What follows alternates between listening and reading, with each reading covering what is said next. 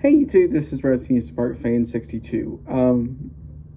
Now there's going to be three WWE videos back to back. This one is going to be on all of the releases for 2025 so far. Up to now, we have around 39 men and women who have been let go by WWE.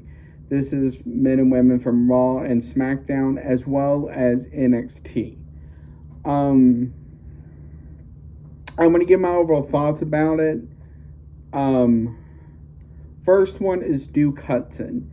Now, he got released January 31st. So, this was when the company was essentially doing test runs of the Rumble and other stuff like that. From what I understand, they didn't really see him as a main event player.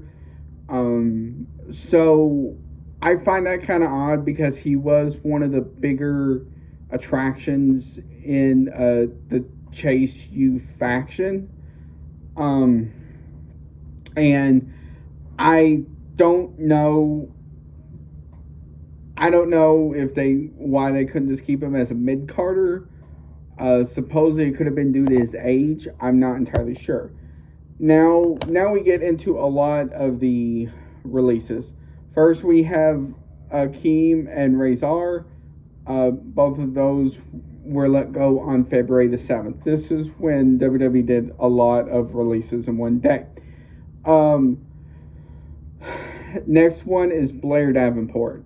Now, a lot of these were also when they were backstage at that SmackDown, which was the SmackDown after the Rumble. The next one is Cedric Alexander. Now, at the time, Cedric was, I believe, had a storyline going on in NXT.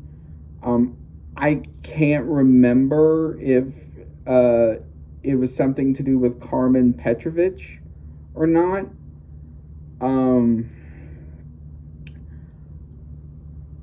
The next one is Paul Ellering. He was with Akeem and Razor. They were with Karrion Kross and Scarlett Bordeaux.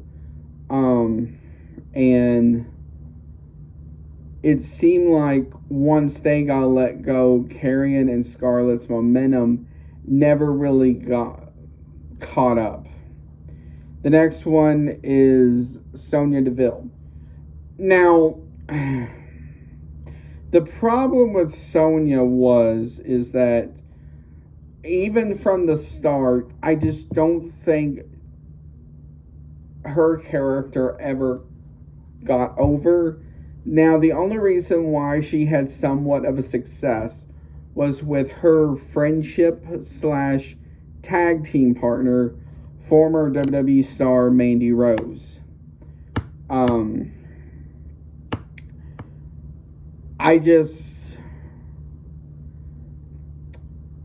Then she formed that faction with Shayna Baszler and Zoe Stark, Pure Fusion Collective. That just never really got over, like I guess they thought. It was just every time they came on screen, it was just crickets. The next one is Giovanni Vinci. Now, this guy's had a few different makeovers with his character. This character was sort of like, I shouldn't say like a rich snob, but it was something like that. And even from the start, it just never got over like they hoped. And I just don't know why. Because he was in Imperium. Now he was the jacket holder. The next one is Isla Dawn.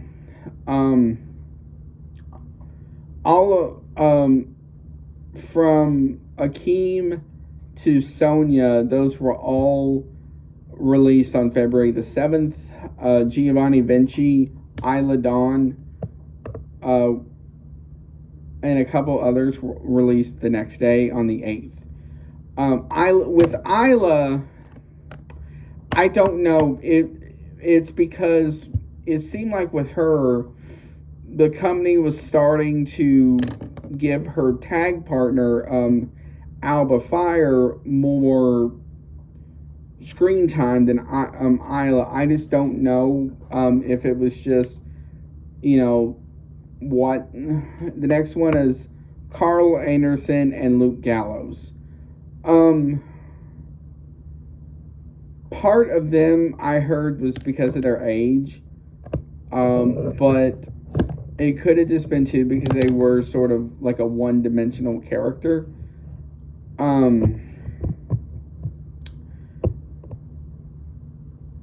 Those were all released on February the 8th.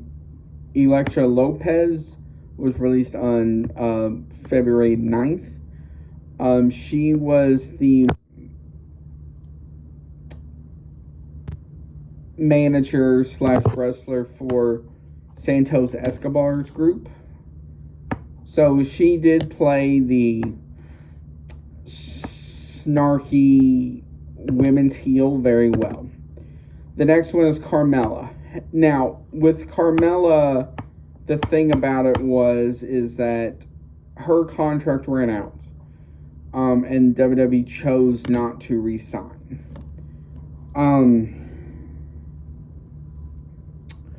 A lot of it, I think, had to do with the fact when her contract ended, she was nowhere near ready to come back. And this was after WWE paid her over 2 years worth of salary. Anyway, now you're going to ask yourself, well, Alexa did, and she signed a brand new contract like hours before the Rumble. That's true, but you have to look at this stand as well. Look at the amount of popularity Alexa is, how much merch she sells compared to Carmella.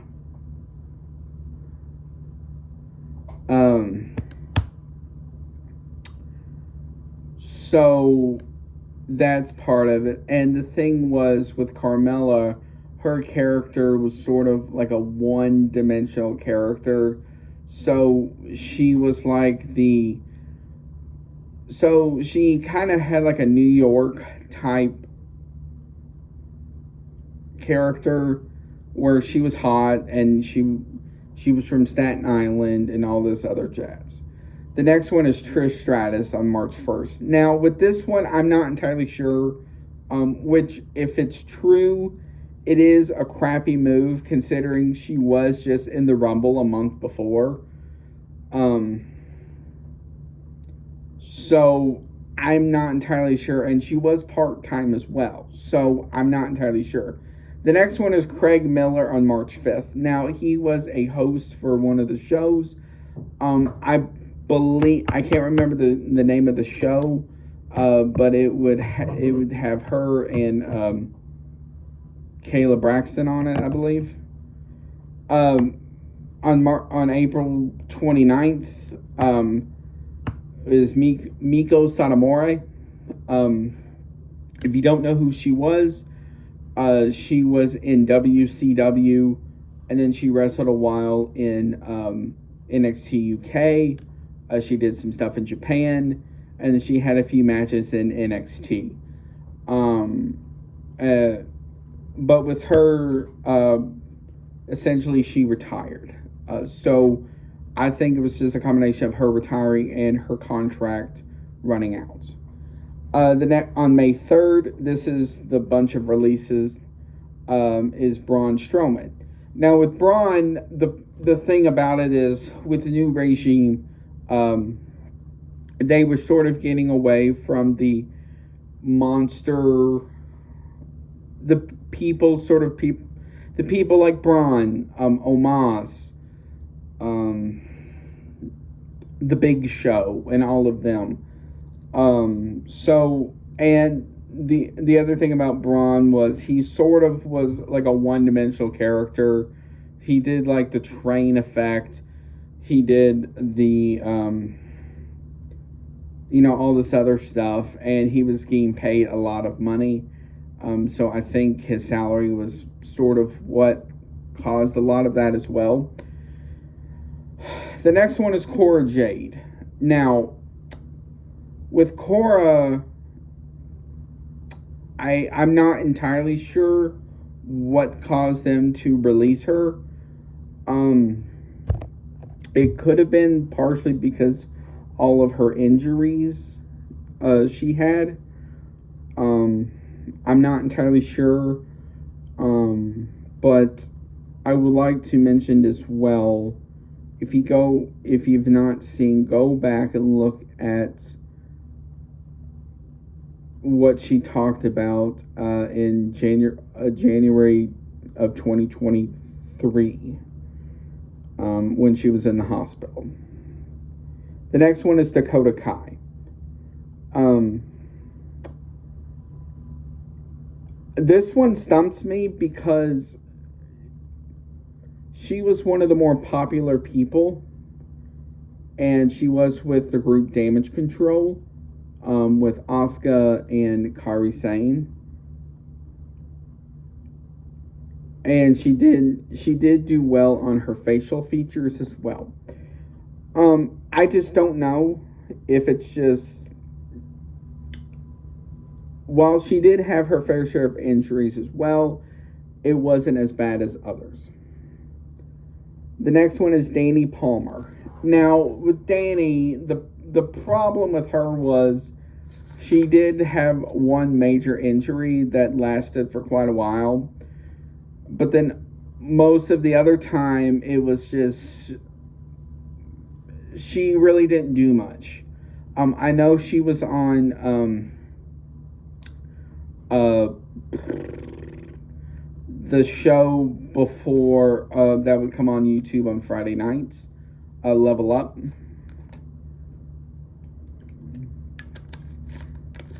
But I just think it was just a combination of that, and she was sort of, the type, from what I heard, that really wasn't too well respected backstage at times because of some of her conspiracies.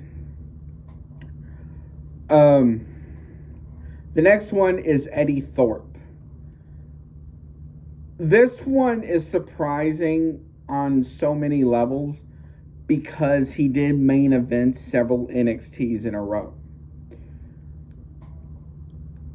And he looked like the type of person, just based the way he dressed and all of that, he could have belonged in Roman's group, the Bloodline. The next one is Gigi Dolan. This one also surprised me as well, because Gigi, for what it was, did a lot in her short time. She came in right as it was, I can't remember if it was late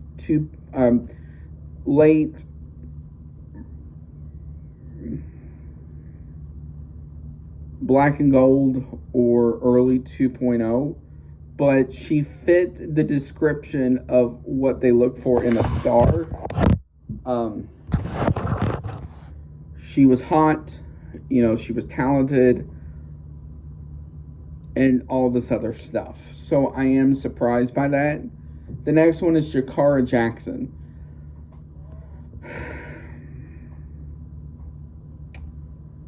I don't know, because I don't know. The problem with Jakara was her and her tag partner were doing quite a bit when it came to doing stuff with NXT and TNA. So that made me wonder. The next one is Javier Bernal. Excuse me if I didn't say his name right. If you don't know who he is married to current NXT star Tatum Paxley.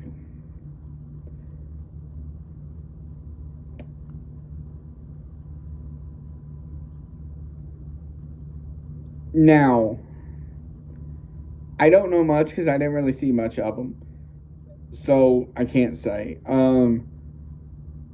The next two are Joe and Mark Coffey. They were okay. Oro Menza, I forgot who he was. Riley Osborne. Now,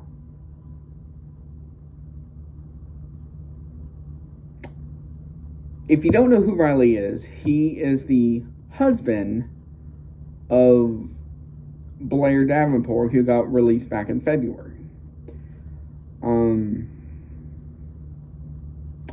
And he actually did a heartbreaking story saying they were, when, I can't remember if it was when Blair or he got released, they were just days away from closing on a house together.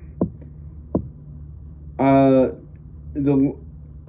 next one, you have Kaden and Katana, otherwise known as the Party Girls.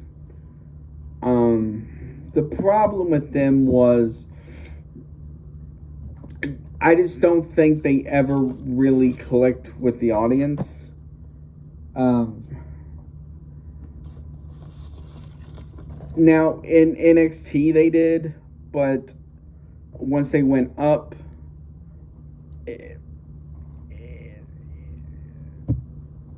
it was a different ball game altogether. Okay, the next one is Ryan DePola. He was also a host for a show, not sure what show. The next one is Shayna Baszler.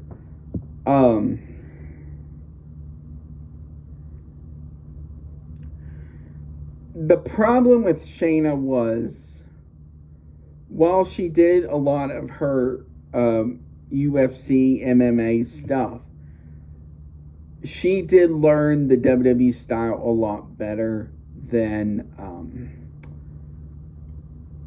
Ronda Rousey. And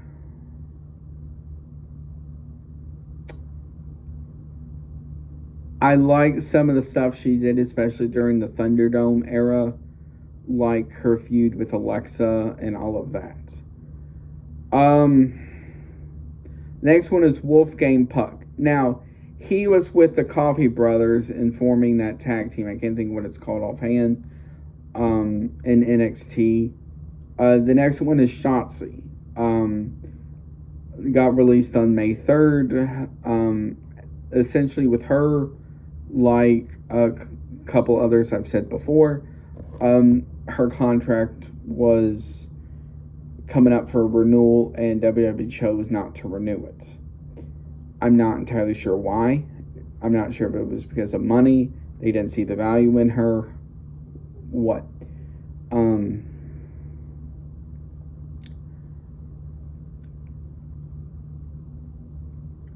This one in particular, while I wasn't the biggest fan of Shotzi, I do feel sorry for her because she put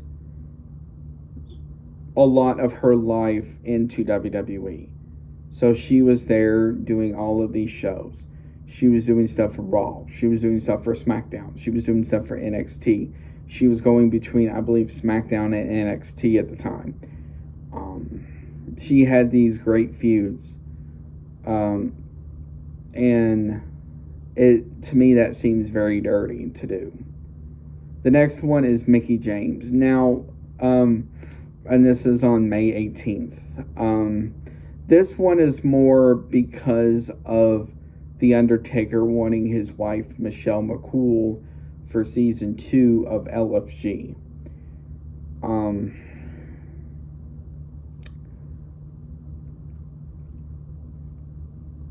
I don't know. The next one is Freedom Ramsey. I have no idea who that is. He was let go on May 26th. So that was when the company was essentially doing stuff for Memorial Day. And the last three, R-Truth got released on June 1st, Valhalla June 2nd, and Carlito June 3rd. All three of those the company chose not to renew. Now, I'm putting aside Valhalla and Carlito for a second here. I want to go back to R-Truth a minute.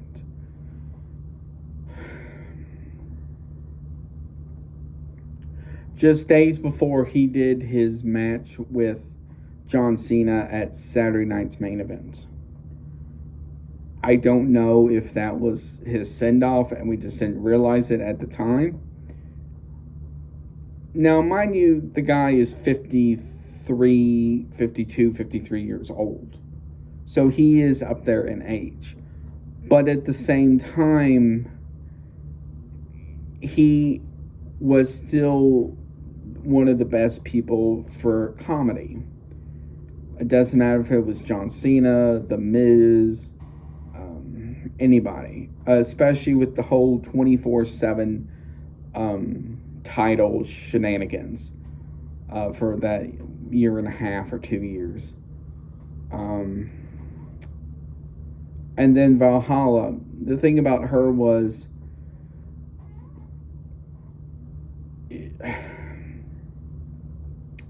she was with the War Raiders, and then she got pregnant, went off. She came back, and then about a year and a half later, she got pregnant again, went off, and we haven't seen her since. And then Carlito just randomly announced it the next day. So that all those names I have mentioned are as of now. And it's one of these situations where I get with some of them, but others I don't get why.